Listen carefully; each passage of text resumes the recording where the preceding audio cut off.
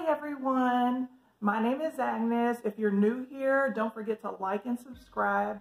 Welcome back to the channel. Today I'm going to be talking about doing patches on the PRS100.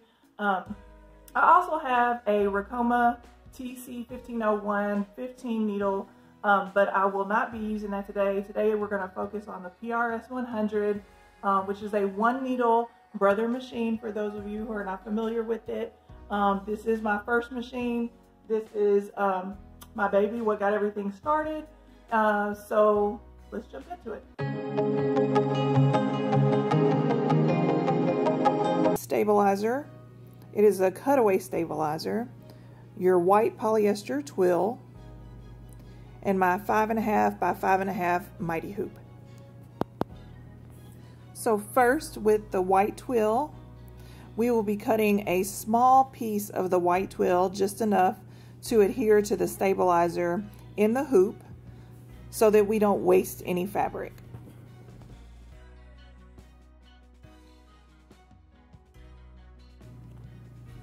Now we're going to hoop the stabilizer.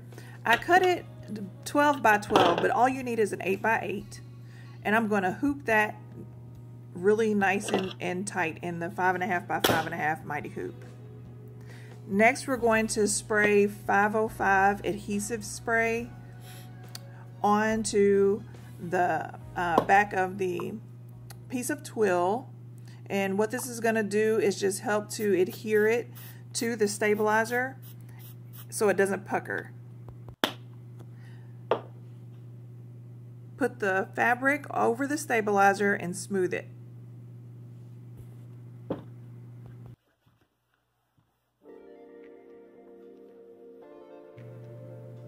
Now we're going to put the mighty hoop on the brother machine. However, since this hoop is a little smaller than my 8 by 9 mighty hoop, then I'll have to adjust the arm just a little bit.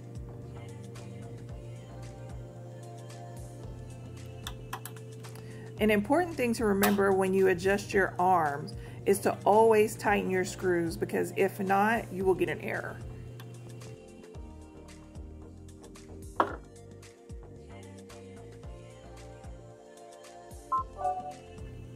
Okay, so we're going to quickly set up the thread, just using the tie-off method. So I'm adding the black, and then I'm going to tie the end of that black to the end that's hanging off of the back from the previous color. And then we will move to the needle and just pull the thread right under the hook, and we will until we get the two pieces there, and then we will cut it with the cutter. Wrap it around the needle threader and then thread the needle.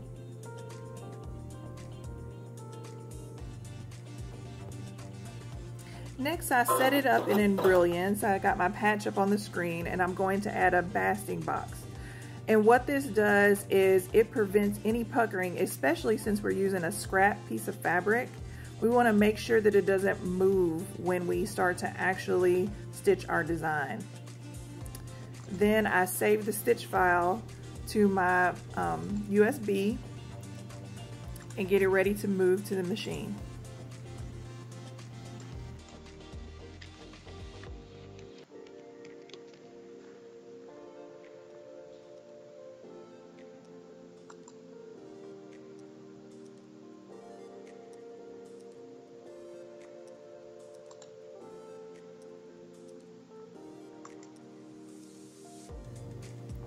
When you bring your USB over to your machine, you're going to let it load for a second, and then you're going to load your design.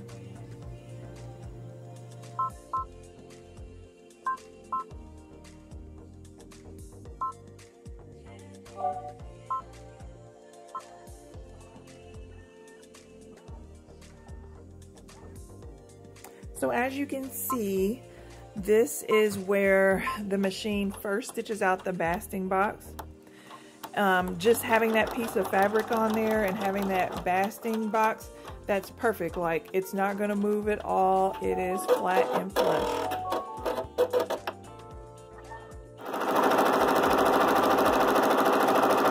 This design is a quick stitch, so just sit back and enjoy.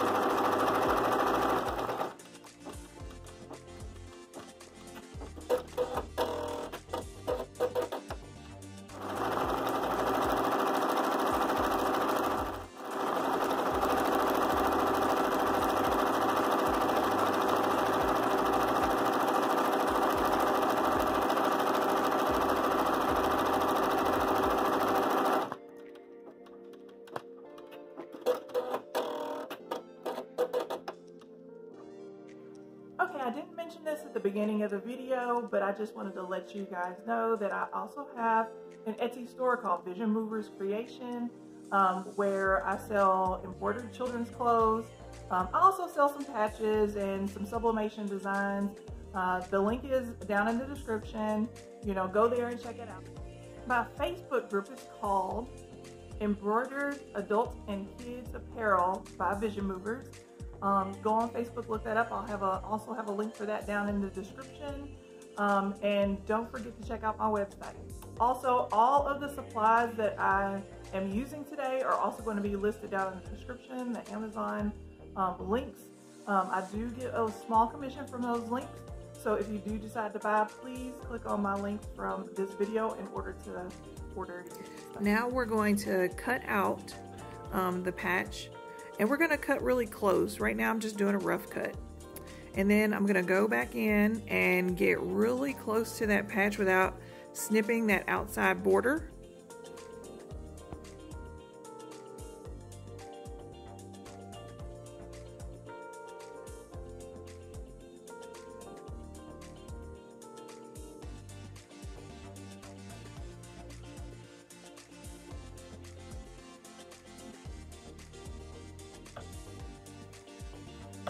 Now we're going to apply Ultra Hold Heat and Bond to the back of the patch, and that's what will be used to adhere it to garments using a household iron or heat press.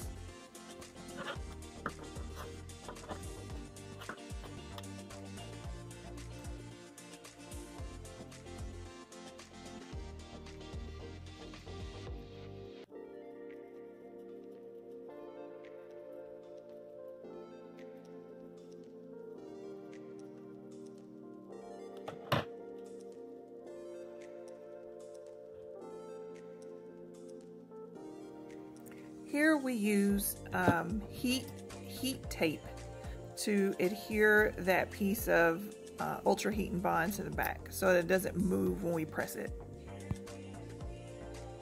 Let me just say really quickly that, you know, I kind of messed up. I was supposed to put the adhesive on before I cut it out. That's what I normally do. And then press it for the 15 seconds and then cut it out. It's so much easier. So what I'm showing you guys is kind of the hard way. You know, what do they say? There's no mistakes, there's just happy accidents, right?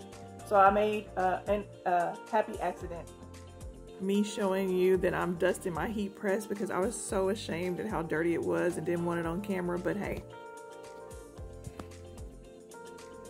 Now we're going to heat press the patch with the adhesive side facing the platen of the heat press. It was a little off, so I had to line it back up. And then I sandwich it between a folded piece of Teflon. That's not necessary, but that's just something that I do. I press it for 15 seconds at 305 degrees.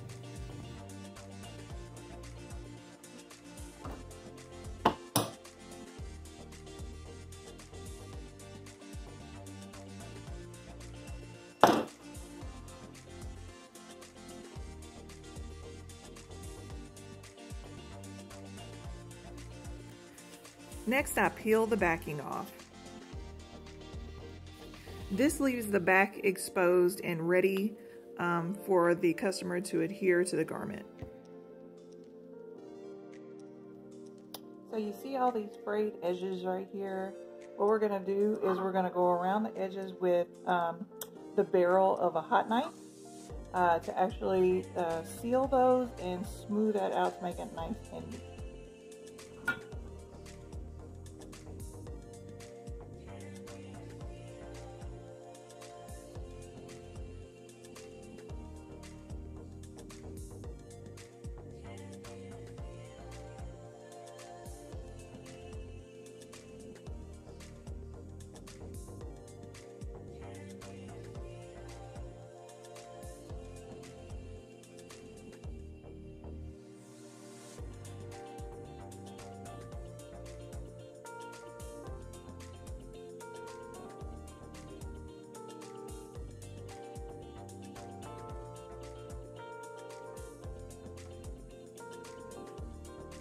Okay, so this item is going to go in my Patch Parade store. So I include a set of iron-on patch instructions with a couple of warnings about adhering patches to garments and other items if they should so choose. And I just do it. This is like a little, I don't know. This looks like 3 by, I don't know, 5.5 maybe. And I just put the instructions in there along with the finished patch. And that is how I package it to ship to the customer. So this is really thin, so I just basically ship it under Etsy with basically a stamp. I could do a whole nother video on shipping with Etsy, but this is how I package for my customers. If you're new here, don't forget to like and subscribe and hit that notification bell. I hope you enjoyed today's content. I hope it's helpful on your PRS100 journey. Also, if you'd like to see more videos like this or other patch videos, please leave that down in the comments. And again, thank you for watching.